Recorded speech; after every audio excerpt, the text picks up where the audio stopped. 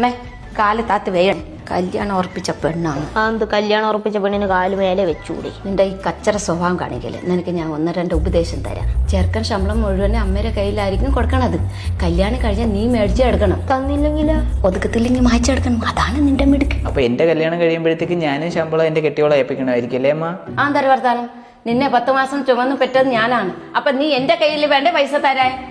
അയ്യേ, ഇവൻ എന്തൊരു പെണ്ണുണ്ട് ചെറുക്കനല്ലേ. നേരെ പടിഞ്ഞാറ് സൂര്യൻ, താനേ മറയുന്ന സൂര്യൻ. അവിടെ ചെന്ന ഉടനെ ആ വീട്ടിന്റെ താക്കോൽ നിന്റെ കയ്യിലാക്കണം. അപ്പൊ അവര് തന്നില്ലെങ്കിലോ? ചൊല്ലിയാണെന്ന് പറഞ്ഞ് ബോധം കെട്ട് വീഴണം. അപ്പൊ നൈസിന് ആ താക്കോൽ നിന്റെ കൈ തരും. താക്കോല് തന്നില്ലെങ്കിലാ? താക്കോൽ തരണോര് അങ്ങനെ കിടക്കണം. പിന്നെ ആ താക്കോൽ അവീരെ കൈ കൊടുക്കല്ലേ. അപ്പൊ എന്റെ പെണ്ണുമ്പോൾ ഇതേപോലെ ചൊല്ലി വന്ന് കിടന്നാലാ അമ്മ? നിന്റെ പെണ്ണുപിള്ളേരെ ചൊല്ലി മാറ്റാൻ ഇരുമ്പിന്റെ അപ്പച്ചട്ടി മാറ്റി വെച്ചിട്ടുണ്ട്. അവക്ക് അത് മതി. അതിന്റെ ഇടയിൽ കൂടെ അവക്ക് താക്കോൽ മേടിച്ചു കൊടുക്കാൻ വന്നിരിക്കുന്നു.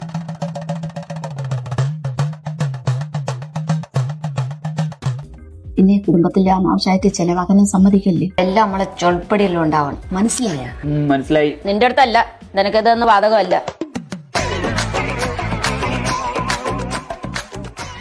അവിടെ എന്തെങ്കിലും പ്രശ്നം ഉണ്ടായാൽ നീ അവനെ വിളിച്ചോണ്ട് ഇനി പോന്നേരെ. അപ്പൊ എനിക്ക് വേണമെങ്കിൽ ഇടയ്ക്ക് അവളുടെ വീട്ടിൽ പോയി നിൽക്കുക അല്ലേ അമ്മ? കാവളിമടല്ലേ അറിയും ഞാൻ. നീ എന്തര് അച്ചക്കൊന്തനാ?